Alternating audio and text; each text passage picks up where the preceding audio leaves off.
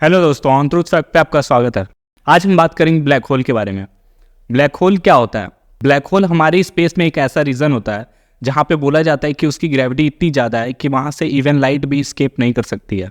आज हम black hole के बारे में पूरी डिटेल में हम स्टडी करेंगे और जानेंगे कि इसकी ग्रेविटी इतनी ज़्यादा क्यों होती है और इसको कैसे डिस्कवर किया गया। हम हिस्ट्री से लेके प्रेजेंट टाइम के जितने भी रिसर्च हुए हैं ब्लैक होल के रिलेटेड, जितने भी टॉपिक हैं वो सारा डिस्कस करेंगे इस वीडियो में। चलिए स्टार्ट करते हैं।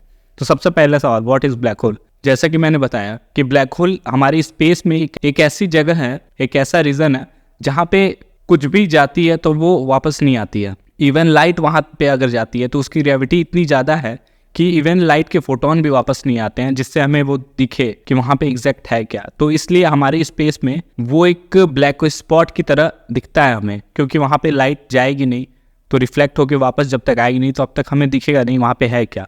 तो लाइट जाती है वापस आती नहीं है, इसलिए वो ब्लैक रीजन बन चुका है, क्योंकि वहाँ पे ग्रेविटी बहुत ज़्यादा है। तो इसकी डिस्कवरी कैसे हुई, कैसे लोगों को पता चला ये ब्लैक होल होती है, रियल में एग्जिस्ट करती है? तो इसके लिए हमें पास्ट में चलना पड़ेगा। ब्लैक होल की डिस्कवरी कैसे हुई? 1930 में इंडियन फिजिसिस्ट थे जिनका नाम था सुब्रमण्यु चंद्रशेखर। उन्होंने कहा था कि जब स्टार का फ्यूल खत्म हो जाता है तो ग्रेविटी उसको बाहर से इतना ज़्यादा फोर्स लगाती है जिसकी वजह से वो जो स्टार का कोर होता है वो कोलैप्स करके ब्लैक होल बन जाएगा।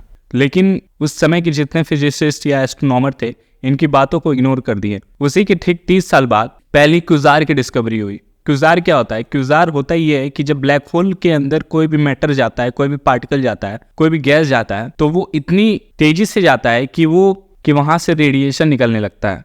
और वो रेडिएशन जो होता है वो इतना ब्राइटर होता है, यूनिवर्स में सबसे ब्राइटनेस चीज कोई है तो वो है क्यूजार। उसकी लुमिनेसिटी इतनी ज्यादा होती है कि अगर हम मिल्की वे में जितने भी स्टार्स अवेलेबल हैं उनका भी अगर सम करें तो वो भी कम होगा क्यूजार की लुमिनस इंटेंसिटी से। तो 1960 में क्यूजार की डिस्कवरी हुई और उन्होंने देखा कि ये किसी ऐसे ऑब्जेक्ट से निकल रहा है जिसकी मास बहुत ज़्यादा है। और ये क्यूजार हमेशा गैलेक्सी के सेंटर से निकलते हैं, क्योंकि माना जाता है कि गैलेक्सी के सेंटर में एक सुपर मासिव ब्लैक होल होता है। उसके 30 साल बाद जो साइंटिस्ट हैं उन्हें पता चला कि हमारी मिल्की वे गैलेक्सी के सेंटर में भी एक ब्लैक होल अवेलेबल है। उन्होंने जब उसको ऑब्जर्व किया तो उन्हें दिखा कि क्योंकि ब्लैक होल एक ब्लैक स्पॉट की तरह दिखता है हमें स्पेस में, तो वहाँ से कोई लाइट आती नहीं है तो जिससे हम वो कैप्चर कर पाएँ। तो उन्होंने देखा कि कुछ स्टार्स जो हैं वो किसी इनविजिबल चीज़ का चक्कर लगा रहे हैं, क्योंकि ग्रेविटी का इन्फ्लुएंस तो उसके आसपास होता ही है। तो इसलिए ब्लैक होल का जो ग्रेविटी का इन्फ्लुएंस है वो दिखा गया। तो इससे पता चला कोई ऐसी चीज़ जरूर एग्जिस्ट करती है जिसका मास बहुत ज़्यादा है और वो आसपास की चीज़ों पे इन्फ्लुएंस करती है। और ये भी देखा गया है कि कुछ स्टार्स और गैस उस ब्लैक होल के अंदर भी जाते हैं। फिर 2015 में तो लीगो ने कैप्चर किया रिपल, जब दो ब्लैक होल कोलाइड किए थे उनका रिपल कैप्चर किया। उसके बाद 2019 में साइंटिस्टों ने पहला ब्लैक होल का इमेज पब्लिश किया लोगों के सामने with the help of event horizon telescope. आप में से कई लोग सोच रहे होंगे जब ब्लैक होल दिखता नहीं है तो उसका इमेज कैसे कैप्चर किया गया। तो चलिए मैं आपको बताता हूँ ब्लैक होल का इमेज कैसे लिया गया। अगर थ्योरी के हिसाब से जाएं तो जो ब्लैक होल है वो इतनी दूर है हमसे, हमारे मिल्की वे गैलेक्सी के सेंटर में जो ब्लैक होल है उसको देखने के लिए हमें इतना बड़ा टेलीस्कोप लगेगा। विद कैलकुलेशन अगर हम करें वो आता है कि हमारे अर्थ के डायमीटर का टेलीस्कोप लगेगा हम ब्लैक होल को देखने के लिए, क्योंकि वो हमारे मिल्की वे गैलेक्सी के सेंटर में है और उसके बीच में काफ़ी ज़्यादा गैस और पार्टिकल अवेलेबल है। क्योंकि वो ब्लैक स्पॉट होता है, वहाँ से कोई लाइट नहीं आती है, तो इसलिए हमें इतना बड़ा टेलीस्कोप चाहिए उसको देखने के लिए। लेकिन ये प्रैक्टिकली पॉसिबल नहीं है कि हम अर्थ के बड़ा जितना टेलीस्कोप बनाएं।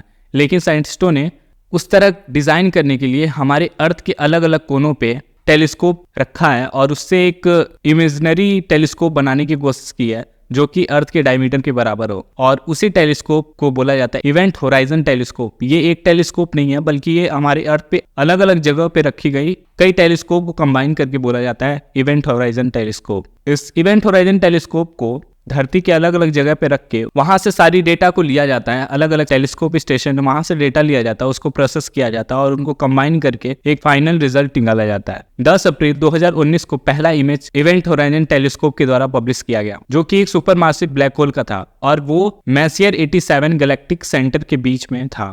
उसके बाद 12 मई 2022 को मिल्की वे गैलेक्सी के सेंटर का जो ब्लैक होल है उसका इमेज लिया गया। उसका नाम है सैजिटेरियस ए स्टार। और उसका जो डिस्टेंस है हमारे अर्थ से वो है 27,000 लाइट ईयर दूर। इतने दूर से इमेज लेने के लिए हमें इवेंट होराइजन टेलीस्कोप का यूज़ करना पड़ा था। अब बात करते हैं ब्लैक होल के स्ट्रक्चर और उसकी प्रॉपर्टी के बारे में। जो ब्लैक होल का जो सेंटर है वहाँ पे बोला जाता है कि वो है सिंगुलैरिटी, और जो हमें बाहर से दिखता है वो होता है इवेंट होराइजन।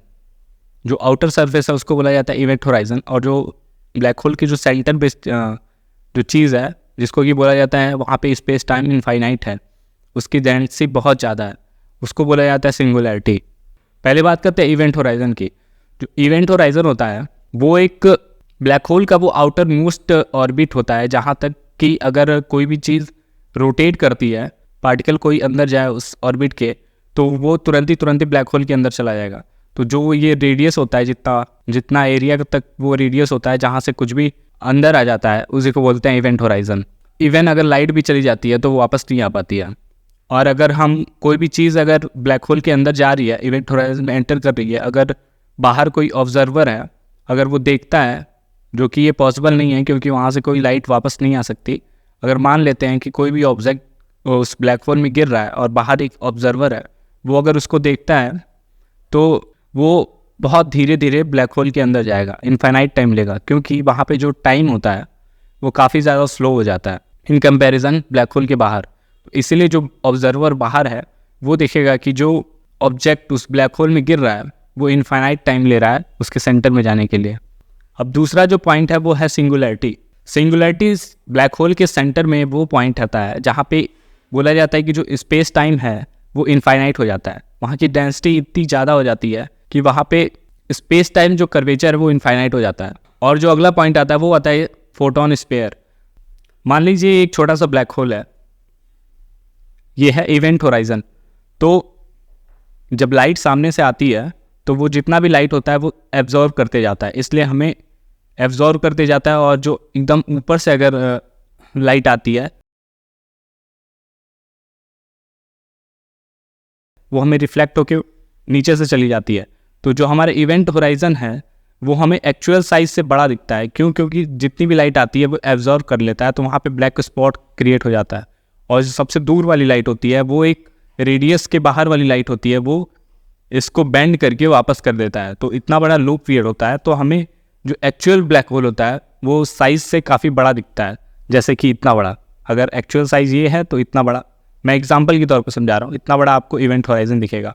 क्योंकि ये जो फोटॉन्स है वो रिफ्लेक्ट होके बेंड करके सामने से वो चली जाती हैं, तो यहाँ पे ब्लैक स्पॉट क्रिएट होता है। और ये जो लाइंस होती हैं, फोटॉन्स की लाइंस होती हैं जो बैंड होके वापस जाती हैं, वो एक स्फेरिकल रिंग बनाती हैं, जो कि फोटोन स्पेयर बोला जाता है उसको। अगला जो पॉइंट है वो है एक्रीशन डिस्क। ब्लैक होल की जो इवेंट होराइजन है उसके रेडियस के बाहर जो स्टेबल ऑर्बिट होता है, जहाँ पे गैसेस और कुछ डस्ट पार्टिकल रोटेट करते हैं बहुत हाई स्पीड से। तो जब वो रोटेट करते हैं इतनी स्पीड से तो वो इलेक्ट्रोमैग्नेटिक रेडिएशन क्रिएट करते हैं। उसी की वजह से हम ब्लैक होल को देख पाते हैं, क्योंकि ब्लैक होल के किनारे आप देखेंगे एक ब्राइट सा कुछ रोटेटिंग गैस स्ट्रक्चर आपको दिखेगा।